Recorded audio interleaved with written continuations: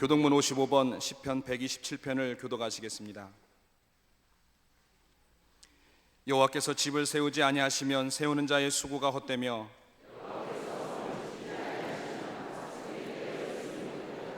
너희가 일찍이 일어나고 늦게 누우며 수고의 떡을 먹음이 헛되도다. 보라, 자식들은 여호와의 기업이요 젊은 자의 자식은 장사의 수중의 화살 같으니 그들이 성문에서 그들의 원수와 담판할 때에 수치를 당하지 아니하리로다. 아멘.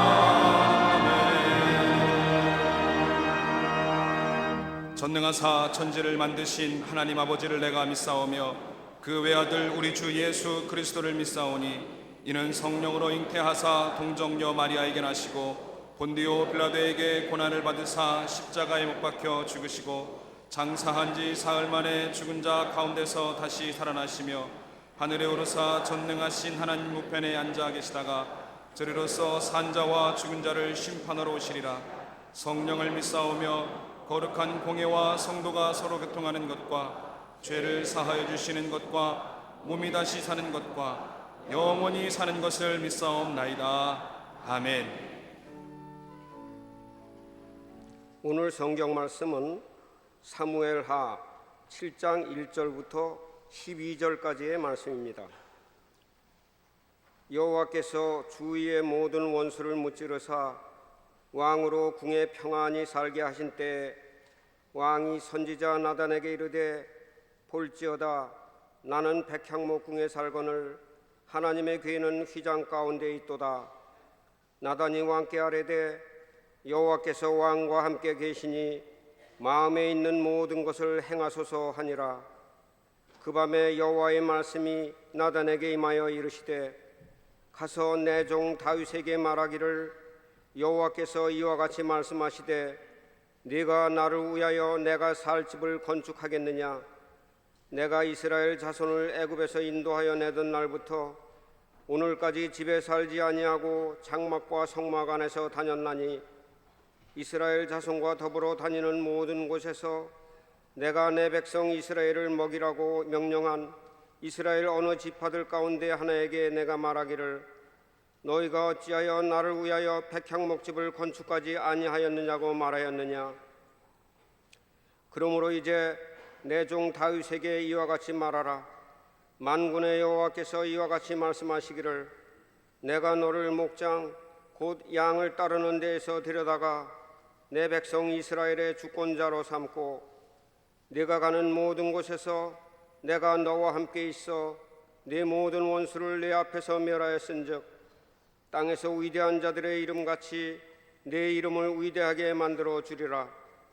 내가 또 내 백성 이스라엘을 위하여 한 곳을 정하여 그를 심고 그를 거주하게 하고 다시 옮기지 못하게 하며 악한 종류로 전과 같이 그들을 해하지 못하게 하여 전에 내가 사사에게 명령하여 내 백성 이스라엘을 다스리던 때와 같지 아니하게 하고 너를 모든 원수에게서 벗어나 편히 쉬게 하리라.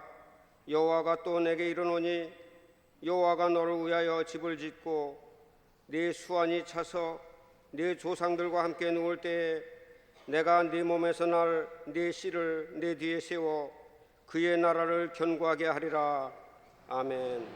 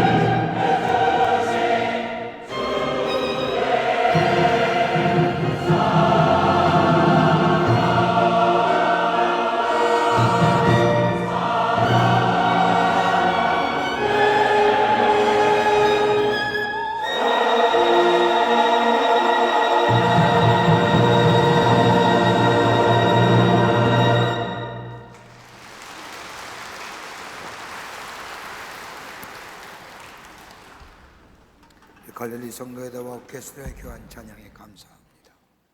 나사렛 성거대군요.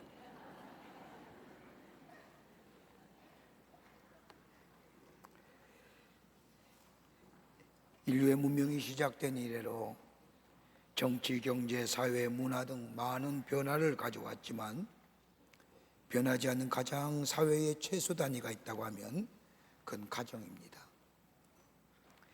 아무리 많은 철학과 사상이 세상을 지배한다고 해도 변하지 않고 지금까지 내려오고 있는 하나님이 우리에게 주신 가장 아름다운 최소의 공동체가 있다고 한다면 그것 또한 가정입니다. 그러게 인간은 가정을 떠나서는 살 수 없고 또 돌아가고 싶은 것이 있다고 한다면 그것은 아마 가정일 것입니다. 우리의 가정 안에 속한 모든 사람들은 누구나 다 우리의 가정이 행복해지기를 원합니다. 많이 가졌고 많은 부를 가졌다 이것이 아니라 우리의 가정 참된 행복된 가정 되기를 원하는 것, 인간이 가지고 있는 누구나 바람일 것입니다. 그러게 미국의 헤레스라는 사람이 연초에 사람들에게 물어보기를 당신은 금년에 어떤 것을 가장 원하는 것이 무엇입니까? 라고 물어보았더니 그 질문의 96%가 좋은 가정, 행복한 가정 되기를 원합니다 라고 대답했다고 합니다. 이렇게 볼 때 인간에게서의 가정이란 어떻게 보면 절대적이고 우리의 삶의 근거가 됩니다. 인간은 누구나 가정에서 배우고 가정에서 인격이 형성되며 가정에서 삶의 진리를 배웁니다. 그러기에 인간에게 있어서 가장 원초적인 교육의 장이 있다고 한다면 그것은 가정입니다. 한 아이가 태어나서 온전한 가정에서 자란 아이들, 적어도 그 가정 속에서는 그 자녀는 3가지의 것을 기본적으로 배우고 성장한다고 합니다. 하나는 뭐냐? 관계성입니다. 아버지와 어머니의 관계 속에서, 형제와 형제의 관계 속에서 어떻게 관계성을 맺고 살아갈 것인가, 가정에서 처음으로 관계성을 배웁니다.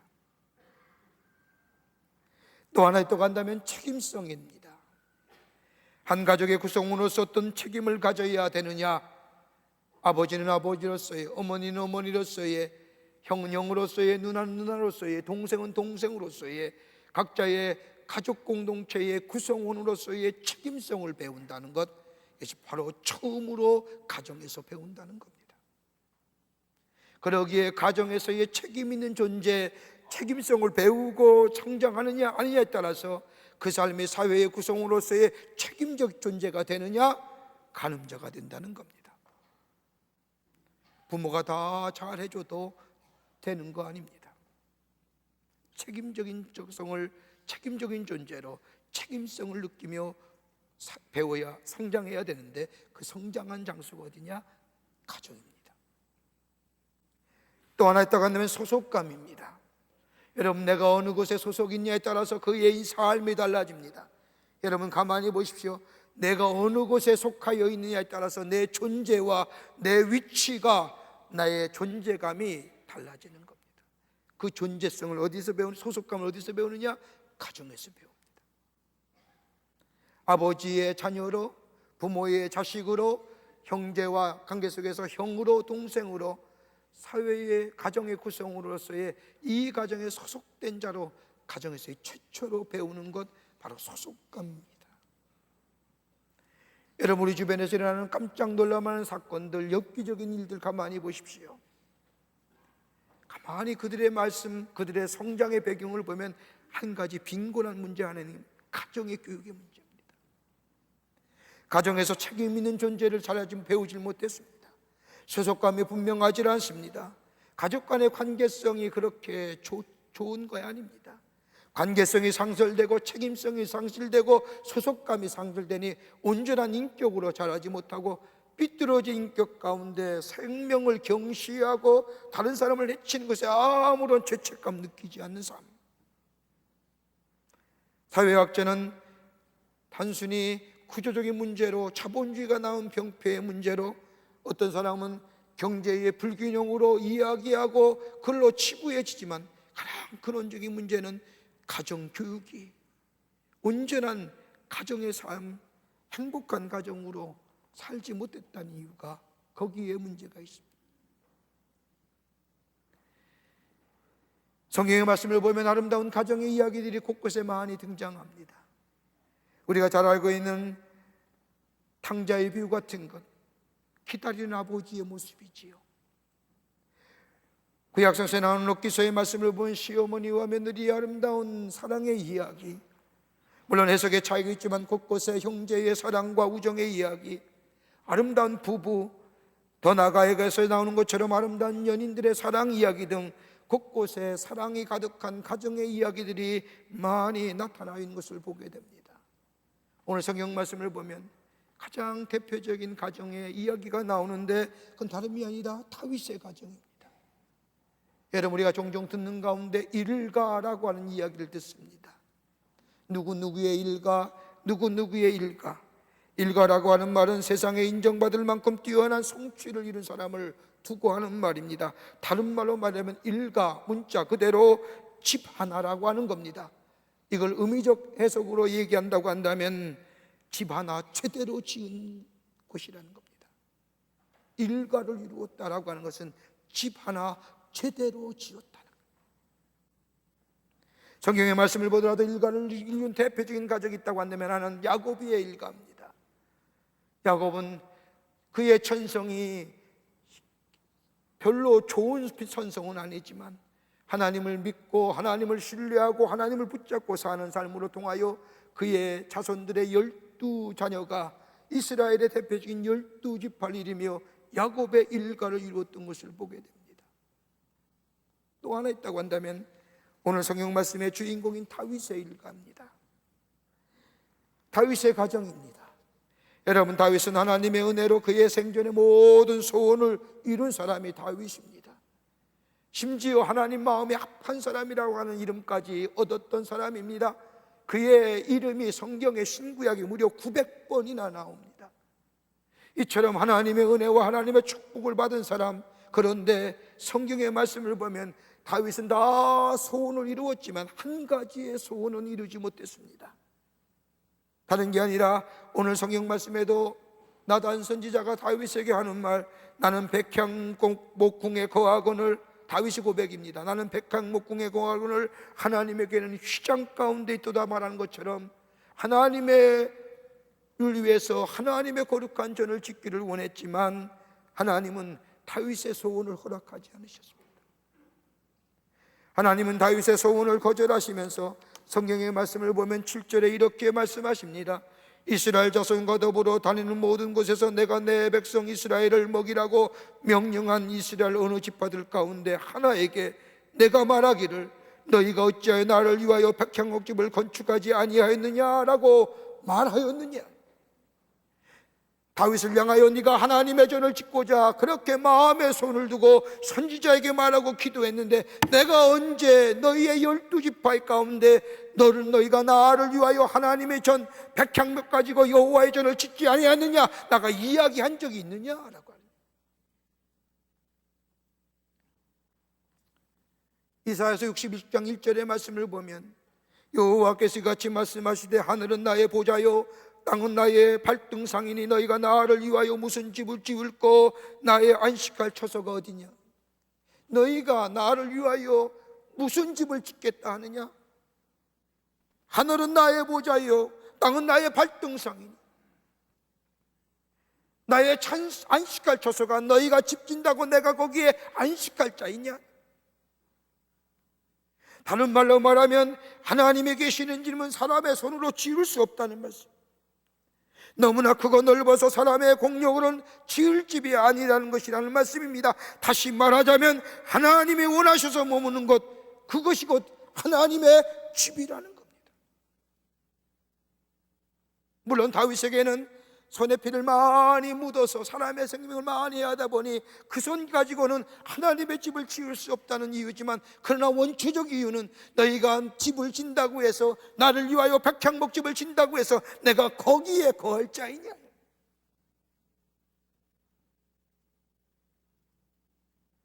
하나님의 머무시는 것은 장막집의 문제가 아닙니다.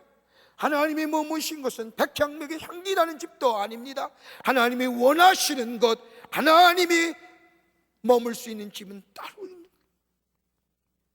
여러분, 집을 지으려고 하면 적어도 세 가지의 것이 잘 있어져야 됩니다. 하나는 좋은 터입니다. 좋은 터 위에 집 져야 됩니다. 든든한 반석 위에 지어져야 됩니다. 그럴 때 성경의 말씀처럼 물이나 창수가 나도 흔들림이 없이 견고하게 서 있습니다. 또 하나, 좋은 재료 써야 됩니다. 집 지려가면 좋은 재료가 있어야 됩니다. 부실한 재료가 있으면 쉽게 무너지고 맙니다. 또 하나 중요한 것이 있다면 좋은 기술자가 집 져야 되는 거예요. 여러분, 집을 그리는 사람과 집을 짓는 사람은 달라요. 여러분, 그림을 그리고 집을 그리라고 하면 대충 어떤 사람이 어떻게 먼저 뭘 그립니까? 지붕 문쳐 그리는 사람은 절대로 집 지을 사람이 아니에요. 집 지은 사람은 터를 먼저 그려요. 그 위에 지붕으로 그려요. 그러기에 집을 지으려고 하면 좋은 재료가 있어야 됩니다. 더 나아가 좋은 터에 의해 좋은 기술자 있습니다. 여러분, 하나님이 머무는 집, 하나님이 세우시는 집, 다른 게 아닙니다. 좋은 터, 다름 아니라 예수 그리스도 하나님이 중심이 되는 곳, 좋은 재료, 하나님의 말씀이 살아 움직이는 곳, 좋은 기술자 예수 그리스도가 우리의 집의 가정의 목수가 되어질 때에 좋은 재료와 좋은 터 위와 좋은 목수가 아름다운 집을 짓듯이 그 집이 하나님이 세우시는 집이고, 그곳에 하나님이 임재가 임하고 하나님이 거할 뿐만 아니라 그 가정이 하나님이 세워 가시는 가정이는 줄 믿습니다.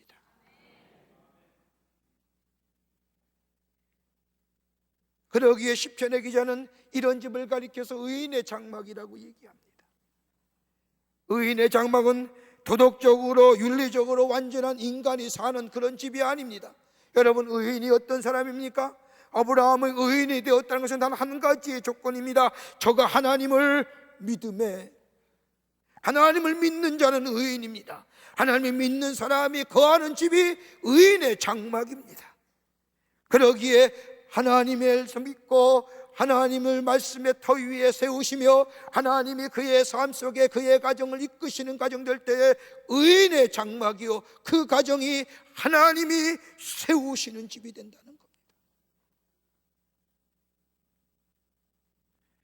오늘 본문의 말씀, 다윗의 가정이 하나님이 세우시는 집, 다윗의 일가를 이루어가는 가정의 모습을 오늘 성경 말씀은 이야기하는데, 우리 모든 가정이 오늘 올해 마지막 주일입니다만 하나님이 세우시는 집, 하나님이 세우시는 가정, 하나님의 일가 되기를 축복하며, 오늘 본문의 말씀, 우리 또한 다윗의 일가, 하나님의 축복을 받는 가정, 하나님이 세우신 가정 되기를 소망하는데, 하나님이 세우시는 가정이 어떤 역사가 일어나요? 본문의 말씀을 통해서 몇 가지로 함께 말씀을 나누며 영적 은혜를 상고해 보고자 합니다. 첫째는, 하나님이 세우시는 집은, 가정은 기쁨이 울려 퍼지는 견고한 가정 돼요. 오늘 11절 말씀을 보십시오.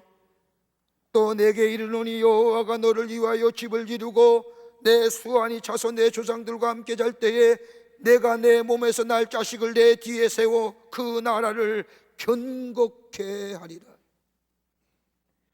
하나님을 섬기는 가정, 하나님의 터전이, 말씀의 터전 위에 하나님을 섬기겠다고 하는, 하나님만을 섬기겠다고 하는 위대한 믿음의 선언적 고백이 있는 가정에는 하나님이 오늘 말씀에 보면 견고케 하겠다는 겁니다. 여러분, 견고케 한다고 하는 약속의 말씀이 뭡니까? 오늘 본문의 말씀엔 두 가지입니다. 하나는 뭐예요? 그의 후손의 왕위가 끊어지지 아니하리라는 거예요. 다윗이 죽을 때가 되어 죽어도 다윗의 왕위가 그의 혈통에 계승되어 가리라. 그의 후손에게 이루어져 가리라. 하나님의 위대한 약속이 또 하나 있어내면 수완이 차서 죽게 되리라고 하는 겁니다. 여러분, 전쟁터에서 죽거나 길에서 죽는 것이 아니라 연수를 누리고 수완이 차서 죽는 것, 여러분, 이것만큼 큰 축복이 어디 있습니까? 다윗의 시대만 해도 전쟁의 시대입니다. 나가서 전쟁하고 죽고 죽어야 됩니다.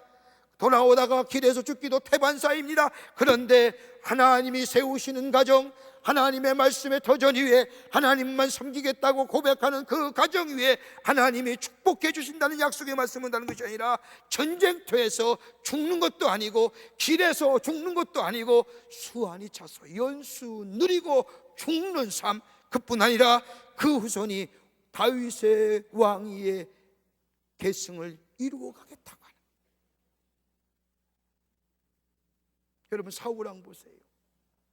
사울왕도 하나님이 기름 부은 가정이에요. 얼마나 다윗보다 충출한 외모와 더불어 귀한 성정을 가졌는지 몰라요. 그런데 그가 세월이 지나면서 그의 마음속에 하나님의 존재를 잊어버리고 말씀 위에 서지 아니하고 하나님을 섬기기보다는 새로운 다른 것들, 자기를 우상화시키는 그 순간부터 사울왕의 가정이 쇠락해 가는데, 사울 보세요. 수완 채우지 못하고 어디서 죽어요? 전쟁터에서 아들과 함께 죽어요. 그뿐이에요. 그의 둘째 아들인 이스보셋이 사울의 들을 왕이 되었지만은 얼마 살지 못하고 부하들의 손에 죽임당하고 사울의 일가는 한순간에 한 세대 못하고 끊어지고, 하나님의 기름 부어 세우셨어요. 하나님이 왕으로 세웠어요. 하나님의 존재를 인정하고 하나님을 섬기며 말씀의 터전 위에 살아야 할 그 가정, 그 말씀이 떠나고 하나님의 존재를 잊어버리고 살 때 하나님은 다윗 사울의 일가 단 한 세기도 못 가고 그 사울의 일가 무너져 내려.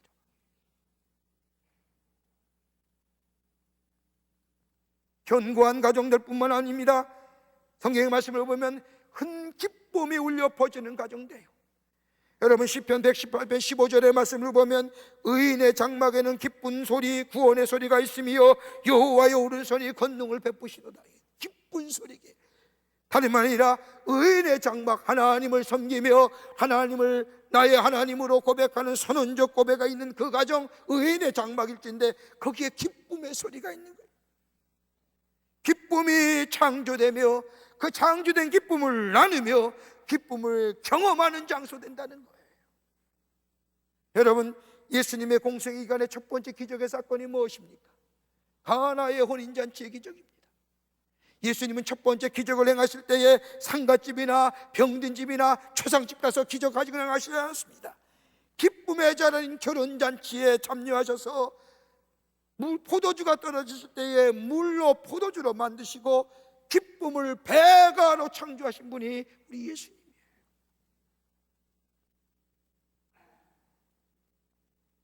예수 섬기는 가정, 하나님의 중심이 되는 가정, 거기에는 하나님이 주시는 기쁨 외에 예수가 우리의 삶 가운데 기쁨을 창조하실 뿐만 아니라 그 기쁨은 배로 만드셔서 기쁨 속에서 감사와 감격이 넘쳐나는 우리의 가정 되게 해 주신다는 거예요.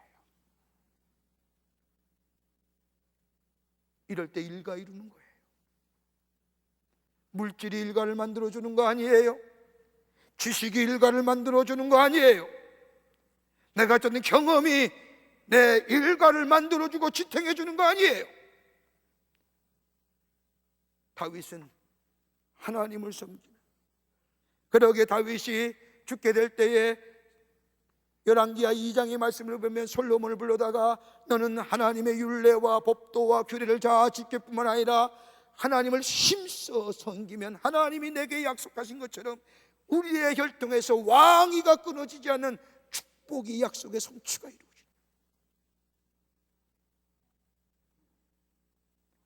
뭘 가지고 우리의 일가를 이루시겠습니까? 뭘 가지고 하나님 나라의 일가를 이루어 가시겠습니까? 복된 가문, 복된 가정 이루어 가시겠습니까? 다른 거 아닙니다.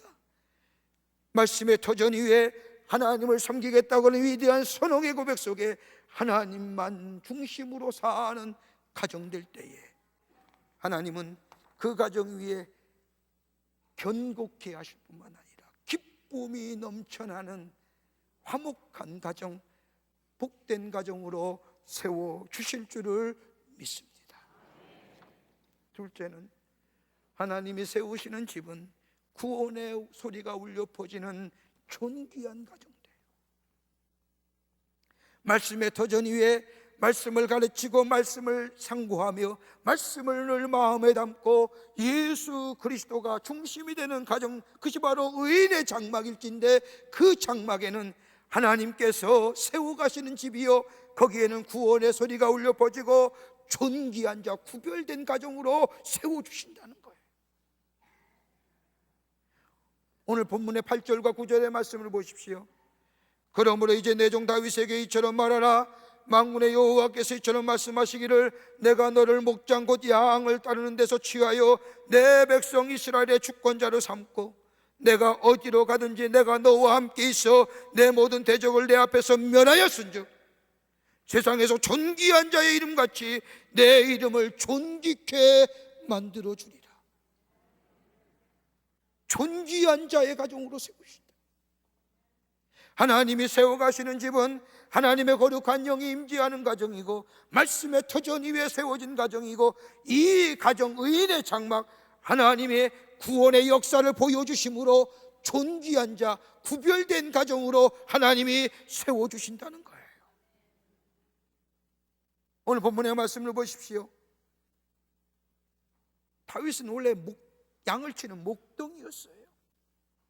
사울왕이 기름 부을 때에 그 앞에 나타나지도 못한 비천한 자의 모습이에요. 아버지의 사랑에도 멀어진 자예요. 그런데 그 양치는 목동 가운데 다윗을 취하여서 누굴요? 왕으로 세워 존귀한 자예요. 그뿐 아니라 다윗의 생애에 하나님이 한 번도 떠나본 적이 없어요. 일평생 임마누엘로 그의 삶 지키시고 인도해 주셨어요. 그뿐 아니라 오늘 성경의 말씀에 보면 내 모든 대적을 내 앞에서 멸하였은즉, 다윗의 생애뿐만 아니에요. 나단 선지자가 다윗에게 이렇게 얘기한 것은 이스라엘의 역사 가운데 하나님이 저 애굽 땅에 이스라엘 백성이 종살이할 때에 구원하셔서 가나안의 주인 되게 하셨던, 종으로 살 수밖에 없던 사람들 하나님이 구원하셔서 뭐예요? 가나안의 주인공 되게 하신 존귀한 자로 세우셨다. 하나님 섬기고 살았다. 광야의 길에서 구원의 역사를 보여주시고 아무것도 없는 광야의 빈들에서 먹을 것과 마실 것을 주셨으며 구름기둥과 불기둥으로 인도하셔서 전능자 되신 하나님이 임마누엘로 저들의 삶에 함께 하심으로 인하여 존귀한 자, 존귀한 백성으로 삼아. 여러분, 구원받았다는 게 뭐예요? 소테르 했다는 게 뭐예요? 우리의 마음속에 치유됐다는 겁니다. 우리의 육체와 우리의 마음과 우리의 정신과 우리의 영적인 것이 새로워졌다는 겁니다.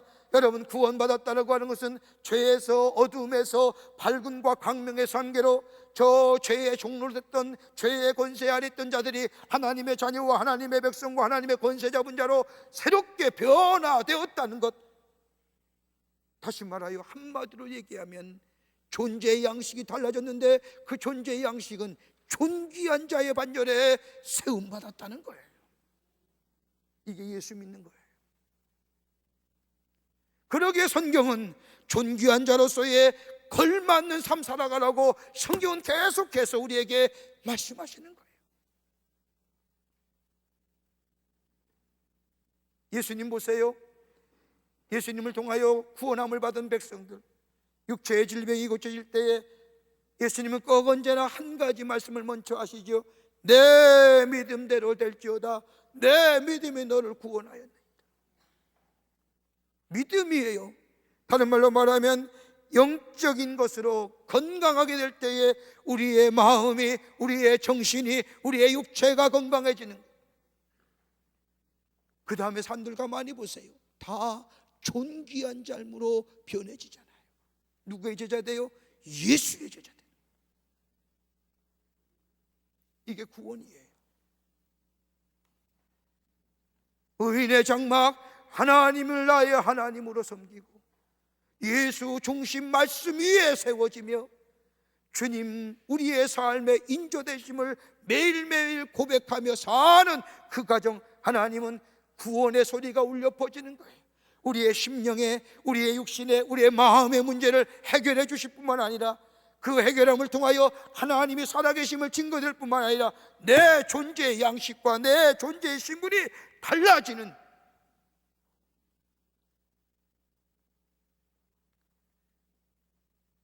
여러분, 가정이 뭐예요? 우리의 삶의 원천입니다. 여러분, 가정이 어느 것이에요? 구원이 성취되는 겁니다. 여러분, 가만히 보세요. 상처받는 마음이 치료받는 것이 어디십니까? 가정 아니에요? 실망과 좌절에 새로운 힘과 희망을 얻을 장소가 어디예요? 저 바깥의 술집이에요? 절대 아니에요. 우리의 가정 아닙니까?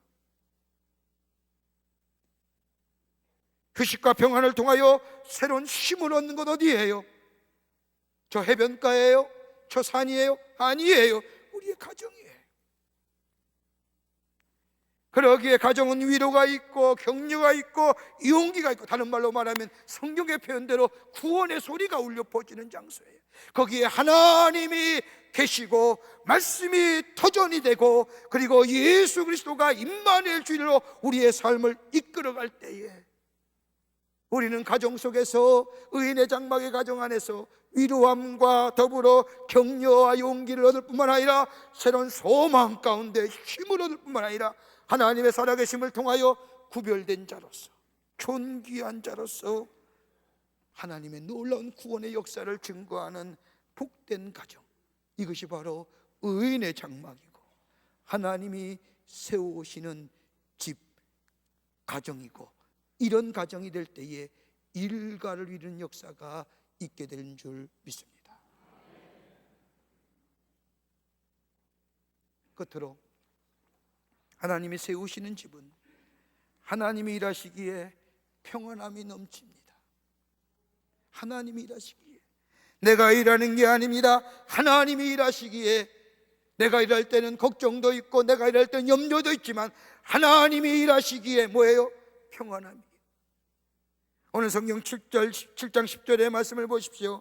내가 또 내 백성 이스라엘 위하여 한 곳을 정하여 그를 심고 그를 거주하게 하고 다시 옮기지 않게 하며 악한 종류와 전과 같이 그들을 패하지 못하게 하여, 전에 내가 사사를 명하여 내 백성 이스라엘을 다스린 때와 같지 않게 하고 너를 모든 원수에서 벗어나 편히 쉬게 하리라. 무슨 말이에요? 의인의 장막, 하나님이 세우신 집에는 딱 한마디예요. 유리함이 없어요. 방황함이 없다는 거예요. 하나님이 함께 하시는 인생에는 목표가 분명해요. 유리방황하지 아니에요. 하나님이 세우시는 집에는 유리함이 없어요. 정처 없이 떠돌아가는 방랑함이 없다는 거예요. 여러분, 정처 없이 떠도는 인생만큼 가련한 인생이 어디 있습니까? 다윗은 그 경험했던 사람입니다. 다윗의 생애 가만히 보세요. 한 곳에 정착하여 산다는 것 얼마나 소중한지 다윗은 깨달은 사람이에요. 다윗이 사울의 시기를 피하여 도망갈 때에 그는 처음으로 놉 땅으로 내려갑니다. 놉에 내려가요 제사장 아비멜렉의 도움을 통하여 제사장만이 먹을 수 있는 진설병을 가지고 벽입니다. 그런데 사울이 어떻게 알았는지 거기까지 군사를 보내고 축복해 옵니다.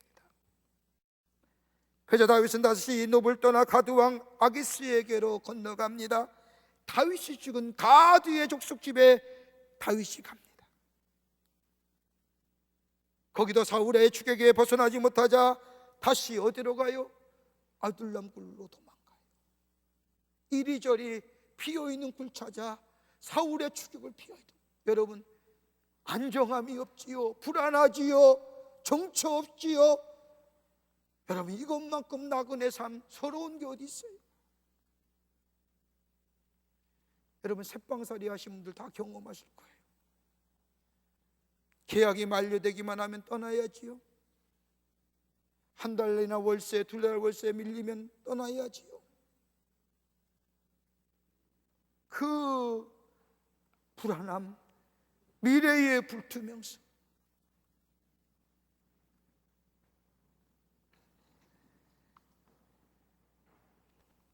하나님이 그 유리한 방황함, 다윗의 장막, 하나님이 세우신 집에는 그 유리함이 없겠다.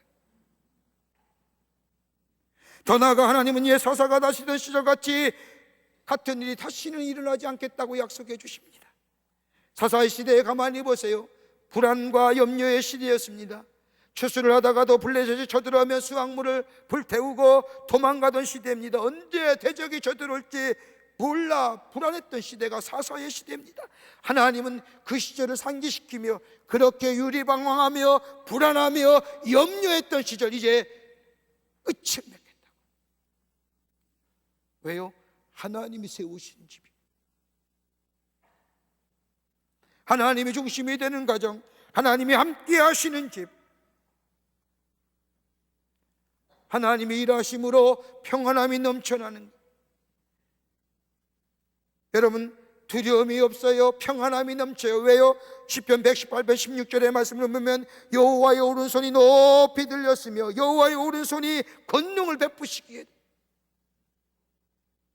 여러분 시편이나 구약성서의 말씀을 가만히 보면 읽어보면 유독 하나님의 의로운 오른손이란 표현이 나와요. 오늘도 여기도 여호와의 오른손이 높이 들렸으며 여호와의 오른손이 권능을 베푸신. 여러분 왜 오른손을 이야기할까요? 여기엔 두 가지 의미가 있습니다. 하나는 방어적 의미예요. 여러분 칼이나 창을나 방패는 어느 손에 잡습니까? 주로 왼손에 많이 잡아요. 대부분 왼손을 잡아요. 그리고 남을 공격하는 무기는 대부분 오른손에 잡습니다. 그런데 왼쪽으로 날아온 칼이나 창은 방패나 모든 것으로 막을 수가 있어요. 그런데 오른쪽은 무방비예요. 막을 수 없어요. 칼은 왼손에 있는 방패로는 막기가 어렵잖아요. 그런데 하나님이 우리의 의로운 오른손이 되어준다는 것은 나의 부족함과 나의 비어있는 것과 나의 허물과 나의 약점, 하나님이 뭐예요? 막아주신다. 그러기에 뭐예요? 평안함이 있는 거예요. 나의 연약함과 나의 부족함을 아시는 하나님이 나를 보호해 주시기에 더 나아가 또 하나의 의미가 있다면 공격적 의미예요. 여호와의 오른손이 높이 들렸다. 여호와의 오른손이 권능을 베푸시다. 다른 말로 말하면 디나미스, 파워, 하나님의 역사하심을 얘기하는 거예요. 하나님의 능력이라는 겁니다. 내가 일하는 것이 아닙니다. 내가 가지고 능력을 발휘하는 게 아닙니다. 의인의 장막, 하나님이 세우시는 집은 누가요? 하나님이 능력을 행하시기에 우리의 삶에 사건도 있고 문제가 있고 어려움이 있다 할지라도 우리 하나님이 우리의 가정 의인의 장막이기에 예수 그리스도의 말씀 위에 서 있고 하나님만 섬기는 가정이기에 하나님이 우리의 가정 위에 능력을 베푸시기에 평안함이 있는다는 겁니다. 이거보다 더 큰 축복이 어디 있어요? 힘에는 여러 종류의 힘이 있습니다. 육신의 힘도 있고 정신력의 힘도 있고 영적인 힘도 있고 지식의 힘도 있습니다. 사람들은 이것 가지려고 애씁니다. 여러분 육신의 힘은 마음으로부터 나와요. 육신의 힘은 몸으로부터 나와요. 정신의 힘은 마음으로부터 나와요. 그런데 영적인 힘은 어디서 나와요? 하나님으로부터 나오는 거예요. 하나님을 섬기겠다고 위대한 선언의 고백을 하고 말씀의 터전 위에 때로는 비틀거리고 때로는 넘어지고 때로는 우리의 걸음이 가을집자같이 제대로 걷지 못하는 말씀에 순종하지 않지만 그러나 나와 내 집은 하나님만 섬기겠습니다. 말씀 위에 서겠습니다. 주님 붙잡고 살겠습니다. 그게 바로 의인의 장막입니다. 그게 바로 하나님이 세우시는 집이요 하나님이 역사하시는 거예요. 그러기에 그 집은 견고한 가정 될 뿐만 아니라 평안한 가정 될 뿐만 아니라 오늘 우리에게 주시는 말씀처럼 하나님의 놀라운 구원의 역사가 일어나 존귀한 가정으로 오늘 우리에게 있어야 할 것이 뭘까요?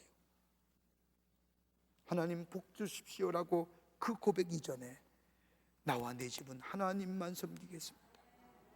주의 말씀 터전 위에 서겠습니다. 그럴 때에 그 위대한 선언의 고백이 우리의 가정을 의인의 가정 장막으로 세우시고 하나님이 세워가시는 가정 되고 거기에 구원의 기쁜 소식이 울려 퍼지고, 그래서 견고한 가정, 존귀한 가정, 평안함이 넘쳐나는 가정으로 하나님이 세워주실 줄을 믿습니다. 이런 가정 되시는 우리 모든 여러분과 저와 되시기를 주의 이름으로 축원합니다. 사랑해 주님 감사합니다. 저희를 사랑해 주셔서 하나님의 백성 삼아 주시고, 아버지 하나님이여, 예수 구원의 주로 받아들여 예수 믿게 하여 주시고 의인의 장막으로 세워주심에 감사합니다. 하나님이 세워가시는 가정인 줄 믿습니다. 어떤 일이 있어도 나와 내 집은 하나님만 섬기겠다고 고백하게 하여 주시고, 아버지 하나님이여, 연약하고 때로는 넘어진다 할지라도 말씀 붙잡고 사는 저희들 되게 하여 주셔서 주의 약속의 성취가 이루어져 우리의 가정이 기쁨의 소리가 울려 퍼지는 견고한 가정 되게 하시고, 구원의 소리가 인하여 존귀한 가정 되게 하여 주시며, 하나님의 일하심으로 평안함이 넘쳐나는 가정 되게 하여 주시옵소서. 성령이 도우실 줄 믿사옵고 예수님의 이름으로 기도하옵나이다. 아멘.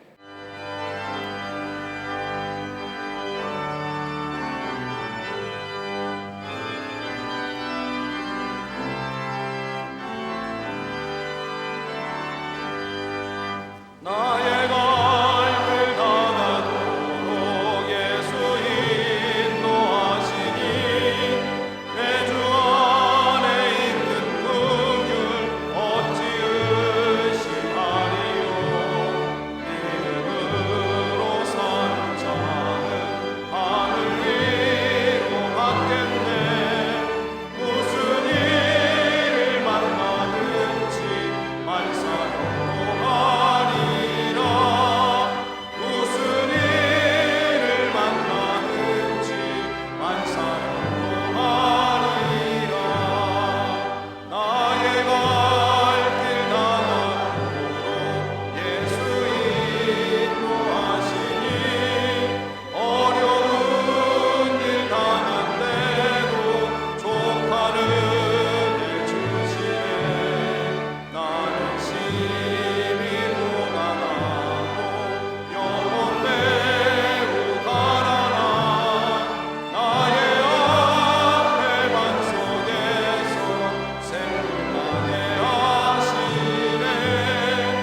나의 앞에 반석에서 생물나게 하시네.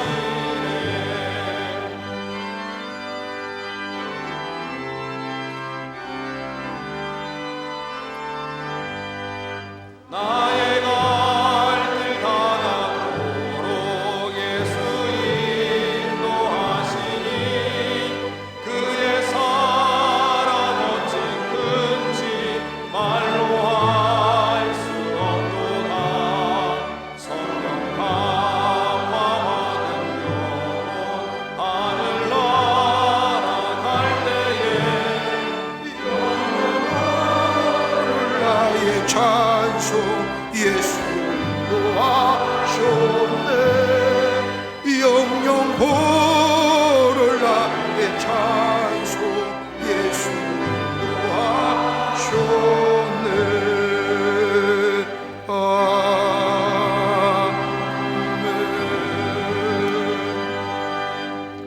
지금은 우리 주 예수 그리스도의 크신 은혜와 하나님 아버지의 한량없으신 사랑하심과 성령님의 인도하심과 교통하심이 귀한 성일의 주의 전에 올라와 나와 내 집은 여호와 하나님만을 섬기겠다고 선언하여 의인의 장막되어 하나님의 세우신 짐으로 구원의 기쁜 소리과 평안함과 존귀한 가정으로 살아 주 앞에 영광을 돌리기로 결단하고 저 세상을 향하여 나아가는 우리 모든 사랑하는 당신의 백성 위에 주께서 지금으로부터 영원토록 함께 하시기를 간절히 축원하옵나이다. 아멘. 조신